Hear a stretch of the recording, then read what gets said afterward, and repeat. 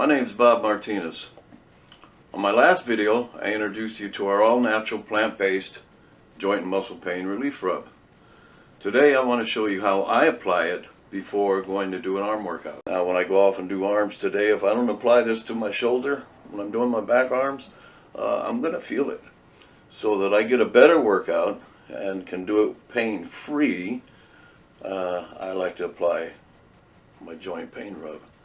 I rub it in deep, let it penetrate into the muscles, into the joints, and then give it about 5 minutes before you start your workout. I can feel the heat. It doesn't burn, it's a good heat, but I feel the heat. Oh yeah. Give it a couple minutes to start working. It's been about 5 minutes and I think my shoulder's ready to go. Feeling pretty good.